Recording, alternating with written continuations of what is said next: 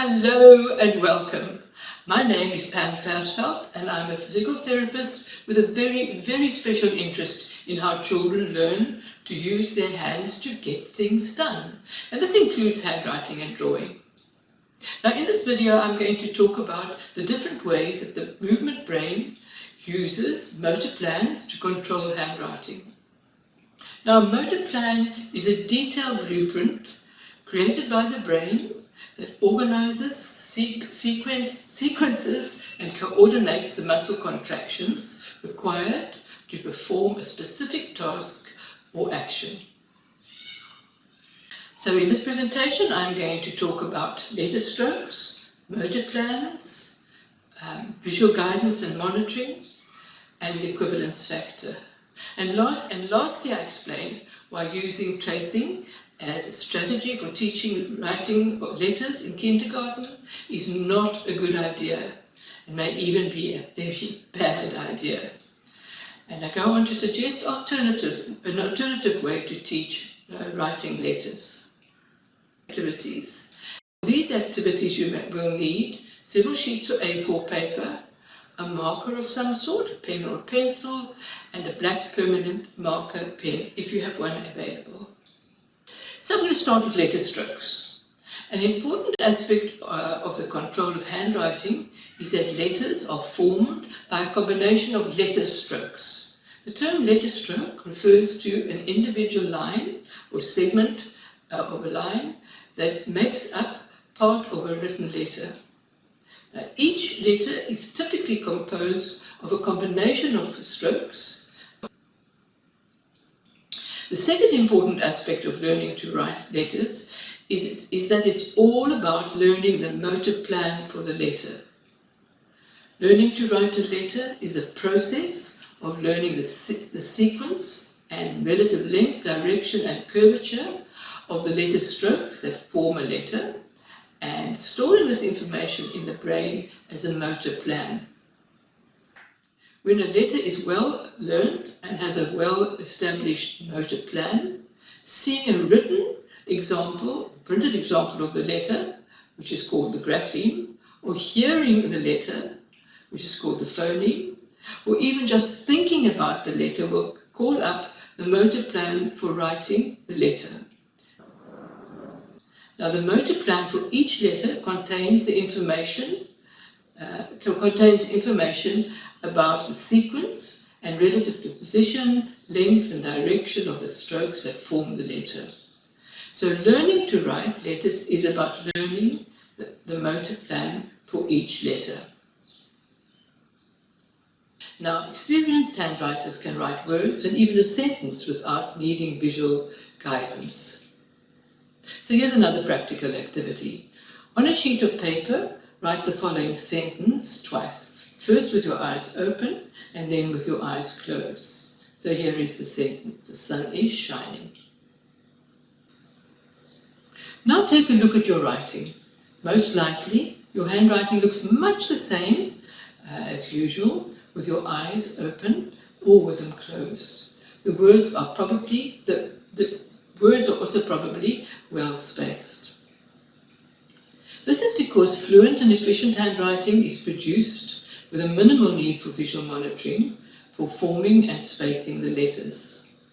However, visual monitoring is needed for keeping the writing on a straight line and also for knowing when you have reached the right-hand edge of the paper if you're writing more than one line. Another aspect of the brain's control of handwriting is the equivalence factor. Writing, big or small, uses the same motor pattern. So here's another practical activity. Take a sheet of A4 paper, turn it sideways, and then then sign your name at the top of the page in your usual size. Next, sign your name large so that it spans at least half of the width of the paper. So I'm going to do that as well.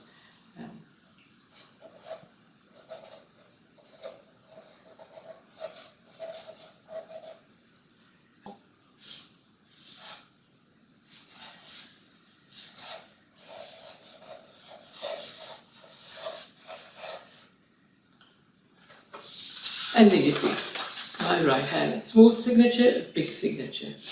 If there's any wobbling, this is my Parkinson's. So your small and large signature probably looks pretty much the same, yet the small signature was written with using finger movements, and the large one was written using shoulder elbow movements.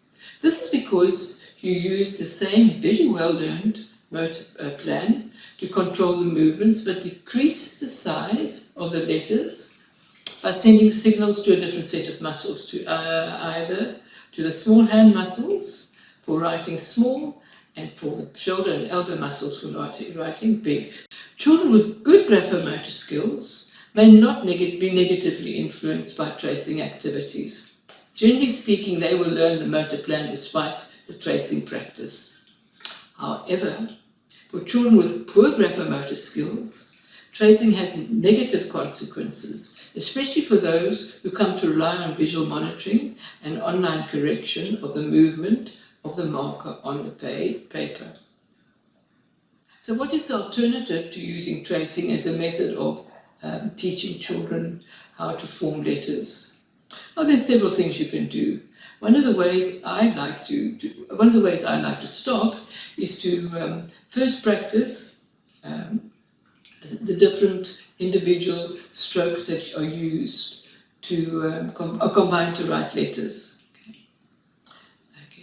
Next, we go on to practice combining the strokes to write each letter, and practice writing the letter until the movement becomes fluent and is well formed. Now, when I introduce a new letter, I name the letter, show an example of the letter, and then demonstrate how the letter is written by writing it on a writing board or blackboard, whiteboard, so that the child can see the movement I use as well as the movement of the pen on the paper, as well as the end product. The child then practices writing the letter shape large.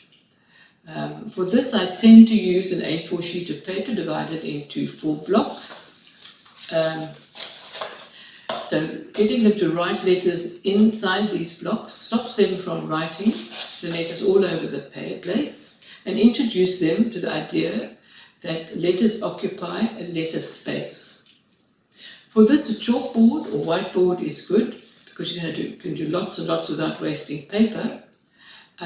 You can also make a whiteboard, as I've done here, by slipping a sheet of card into a plastic sleeve. So I will cover the topic of a stroke approach to teaching letters in another presentation. You will also find more information about the stroke approach to teaching handwriting on my Handwriting Gym website.